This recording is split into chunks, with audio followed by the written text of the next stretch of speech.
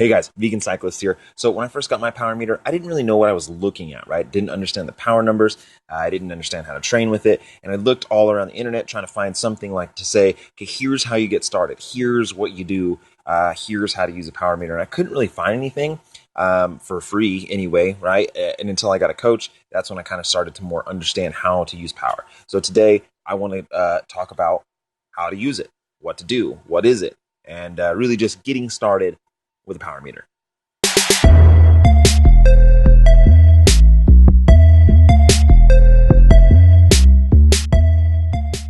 All right, so first off, what is power, right? What is a power meter? All it is doing is calculating the force times rotation to get your power. There's a couple different companies out there like the Garmin Vector pedals, or the Stages just left side only crank arm, and then like there's Cork and SRM that are like internal inside the crank. And then you've got the power tap wheel. It doesn't really matter. All of them are pretty similar. Some might read a couple watts higher, a couple watts slower. It really doesn't matter which one you get, because all it is about consistency, not accuracy. But so why is power so awesome, right? Why is it better than anything else? Why is it something that you should absolutely look into getting? And it's because it removes all variables, right? I mean, this is just, if you're a science guy, right? Like, it just removes everything that you could possibly second guess about your effort. So if you're going into the wind, a tailwind, uphill, downhill, high cadence, low cadence, if you've had a lot of sleep or not, it doesn't matter. It tells you instantaneously what you are doing. And that's just phenomenal. There's no other better training aid or performance aid that you can get that will give you this type of confidence in that you know exactly what you're putting down. And if you've used it a ton, right? If you've been using it for a couple years, you'll absolutely know, like for 10 minutes, you know what your best and what your worst, and right around the zone that you can hold for that. Like a training ride with a power meter looks like this. Without a power meter, it looks like that. And you can really see that when you line out the zones here, that you're all over the place. You're not spending the right amount of time inside these zones. You're just all over the place. All right, so getting started. You've got your power meter. You're super stoked. You want to just start using it right now. So what's the first thing? Well, if you haven't installed it already, you probably want to take it to a mechanic and have them install it, because you don't want to have anything corrupting the data or messing it up. So, absolutely have someone that knows what they're doing install your power meter. The second thing is calibration. And every power meter has different requirements on their calibration. Some say to do it every single time you ride, but definitely you want to calibrate it, and you want to find out how often you need to calibrate it so that the numbers are consistent. All right, so you're almost ready to go out. Setting up the Garmin is really important. There's a couple different ways that you can get the data from your power meter into your computer. And so I would really recommend, when you're first starting out, to go with power average for 3 seconds. There's a couple different ones you can do. You can just do raw power like 3 WS, and then like 10 and like 30. And what basically it's doing is taking an average of like, say, your 10 seconds power, and then giving you that number versus just like every second what your power is. Because when you first start, if you've never rode with a power meter, you're going to be all over the place, right? You just naturally, without knowing what you're putting out, you're going to be surging. So you're going to go up a hill, and just your pedal, cadence and efficiency isn't really going to be there. So your power numbers are going to just be all over the place, and it's going to be really distracting and hard to kind of understand what's being told to you. I also am going to set up my Garmin pretty much like this, right? Like, this is how I'm going to set it up. And so I've got my cadence, I've got my lap power. So I'm able to just hit my lap, and so I can really see, like, okay, what's my warm up out to my workouts?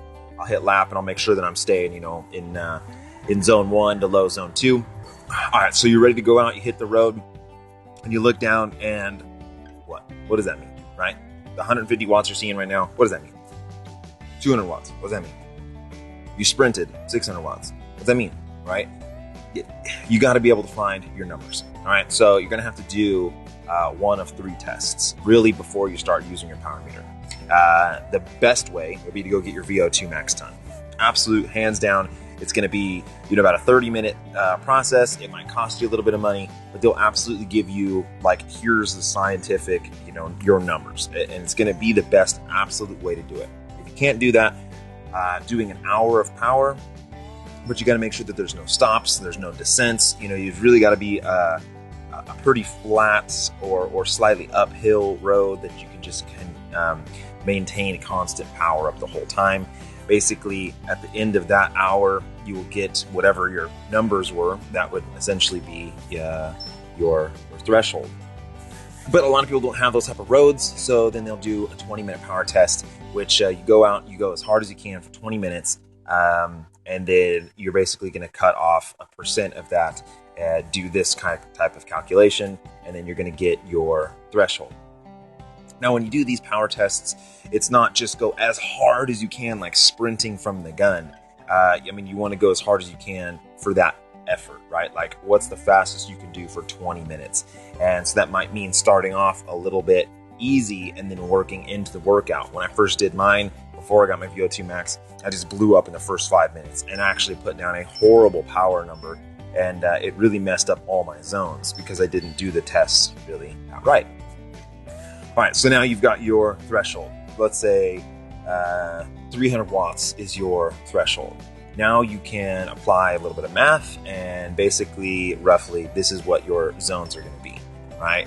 Now, if you have a coach or if you have someone that can tailor this to you, some of your zones might differ, but on average, right, this is what it's going to look like.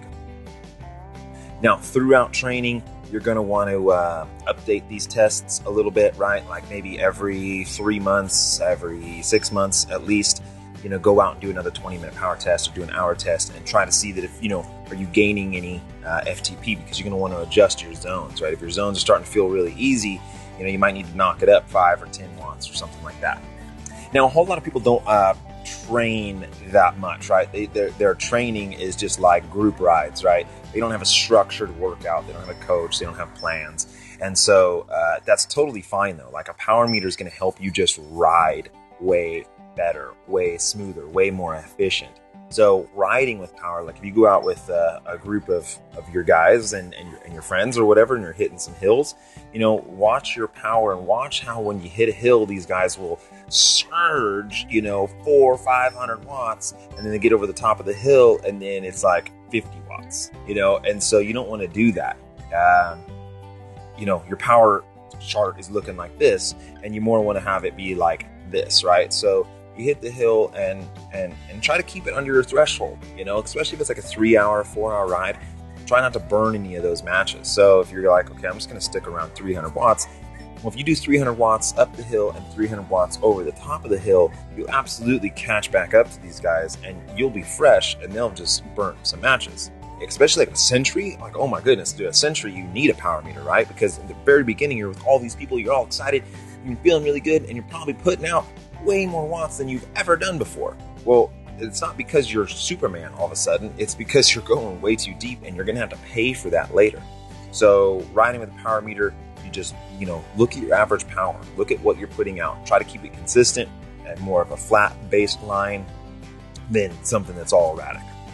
Like, here's my top 3 best workouts to train with power. All right, so like tempo work, okay? Like, this is a really good one. 2 to 3 hour ride, nonstop.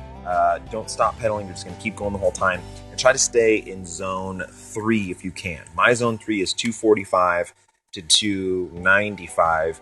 Now, I definitely wouldn't expect you to be on the high end of that, but more like try to do high zone 2, low zone 3 for 2 to 3 hours. My best, I think, is like 246 for 3 hours. And, at the very beginning, it doesn't feel that hard. It's not that bad. Like your high zone 2 is low zone 3. It's just, you're kind of breathing a little bit. But man, after an hour, 2 hours, 3 hours, you're getting smashed. And so there's so much time inside that zone that you're going to be getting such great adaptations for that effort. Any sort of on-off intervals, which so you could do 4 minutes, 5 minutes, 6 minutes on, and then half of that off, and you're going to try to stick around zone 4 to zone 5, right? But you want to try to do it pretty consistent. If you've looked at my interval training video, okay, if you're going to do, say, 6 4-minute efforts, you want to try to have each one of those efforts probably within 10 to 15 watts of each other average. So if you go out and you do 350, your next one should be 340 to 360, somewhere around there. And I mean, that's where you want to stick. If you go 350, 352, and then 300, and then your next one is like 250, call it a day. You're done, right? Like, you're just not going to be able to hold that. Next time you go out, try doing something less than 350, right? Bring the goal down. And it's not, don't like feel like pride or ego in that, like, man, I want to smash these hard power numbers. Don't worry about that. Just like, are you in the zone, right? Are you in zone 4? Like, worry about that. Don't worry about if it's the high end or the low end. Just make sure that you're staying in that zone. So, like I said, 4, 5, 6 minutes, whatever, do that about 4 to 6 times. And then the rest is half that. So if you did 6 minutes, it's 3. If you did 5 minutes, it's 2.5. If it's 3 minutes or 4 minutes, 2. And then the best workout is 40-20s. I think it's going to utilize your time the best. Now, I've talked about this before. Don't really actually need a power meter for this because it's pretty much just max efforts. You just go pretty much as hard as you can for 40 seconds, do nothing for 20, do that 4 times, and then that's one block. So then you do a 5-minute rest, and then however many blocks that you can manage. You know, right now I'm only doing 2 to 3 of those blocks, but I'm making sure to hit over 1,000 watts every time, you know, during my 40-second effort, right? So not an average of 1,000, but I'm trying to hit at least over 1,000 once inside that 40-second effort. I'm usually ending up around 700 to 400 watts average for the 40 seconds. It's just an amazing workout. And again, you can go, like, if you only have like 40 minutes to ride, like, that would be it, right? Noodling around in zone 1 is not going to do anything for you. You might as well just stay home and play video games or hang out or whatever. If you got 40 minutes, man, go out and smash this 40-20 workout, and that's going to pay great dividends. What's also really, really cool about power is that you can stack yourselves up against the almighty pros, right? You can tell where you are. So here's this kind of list of how they gauge power to weight ratio, right? How many watts per kilo can you put out? And I mean, that's what it comes down to, especially on climbing. But if you're a Cat 1 racer, if you're really, really good, you know, you're holding 4 or above, you know what I mean? 4, 5, 6 watts per kilo. The pros are holding, 6, 7, 8 watts per kilo, which is just insane. Do the math yourself, put your numbers in and see what it is that you would have to, what kind of power numbers you would have to put out for like an hour to be on that level. But also, like, this is why you can't really compare your numbers to someone else. Like, if you're like, hey dude, what'd you go out and do today? Well, if they weigh 30 or 40 pounds different, lighter or heavier, your numbers are going to be completely different than yours. Even if it was the same effort, even if you guys did the same time. So guys, thank you so much. I hope this wasn't too confusing. I want to talk about so much of this power meter stuff, and it's just hard to fit this into a little video. So I'm really, really sorry if this was boring and long and you're just like, well. But yeah, man, I wish this information was out there when I first got it, because a lot of the stuff would have helped me utilize my power meter sooner, better, more efficiently. So guys, thank you so much. Check out my other stuff, Vegan Cyclist.